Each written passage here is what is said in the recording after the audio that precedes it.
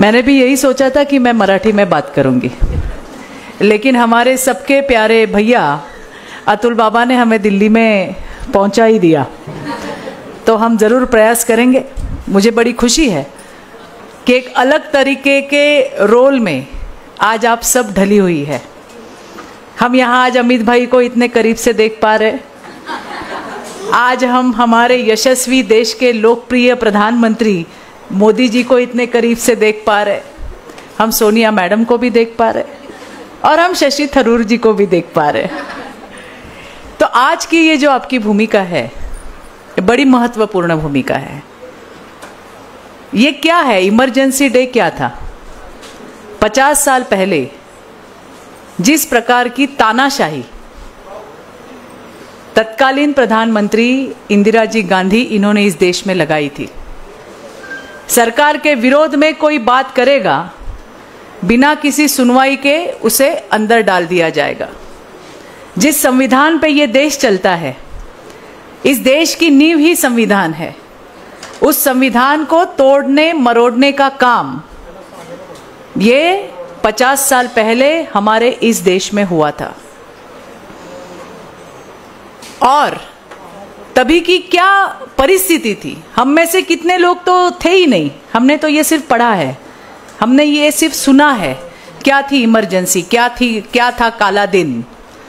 और आज हम यहाँ पे फिर से एक बार 50 साल पहले जो देश का माहौल था, उस माहौल की चर्चा आज यहाँ पे कर रहे।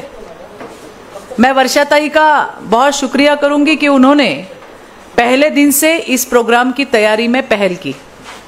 आज जो भी यहाँ पे हो रहा है अतुल बाबा, इसकी पूरी मेहनत वर्षा भोसले और उनके पूरे टीम ने की है। आप समझिए कि आज आप एक सांसद की भूमिका में हैं। यहाँ से जाने के बाद कल से आपको एक काम करना है कि क्या था काला दिन और क्या थी इमरजेंसी, किस प्रकार से देश के नींव को डॉक्टर बाबा साहब अंबेडकर जी ने हमें जो संविधान दिया, उसे किस प्रकार से कांग्रेस ने तोड़ा मरोड़ा, ये आपको जाके यंगस्टर्स को बताना है। तभी मुझे लगता है कि हमारे इस कार्यक्रम की कुछ उपलब्धि रहेगी, कुछ यशस्विता रहेगी। हमें पता है, लेकिन आजकल के जो यंगस्टर्स हैं उन्हें पता ही नहीं है कि मोदी जी से पहले क्या था। उन्हें ये नहीं पता है कि इस देश की महिलाएं टॉयलेट के लिए रास्ते पे जाती थी। ये यंगस्टर्स को नहीं पता है कि अब जब उन्होंने आंखें खोली तब तो मोदी जी थे, और जो मोदी जी ने उपलब्धियां इस देश के लिए रखी है, यही बच्चों ने देखा है। तो इस बारे में उन्हें आगाह करना है कि किस प्रकार से भारत को बदलने का काम, एक नया भारत बनाने का काम हमारे यशस्वी प्रधानमंत्री मोदी जी ने किया है। आपने देखा ही होगा कि इसी इमरजेंसी डे पे हमारे सबके लाडले देवा भाऊ महाराष्ट्र के मुख्यमंत्री, इन्होंने भी अपनी बात कही कि उनके पिताजी को किस प्रकार से जेल में डाला गया और उनका प्रभाव कैसे हुआ कि नन्हा सा देवेंद्र फडणवीस जो 5-6 साल का था, उसे ये तो नहीं समझ आ रहा था कि महाराष्ट्र में नहीं देश में क्या हो रहा है, लेकिन उसके ये ध्यान में आ रहा था कि कोई इंदिरा गांधी की वजह से मेरे पिताजी को जेल में डाला गया।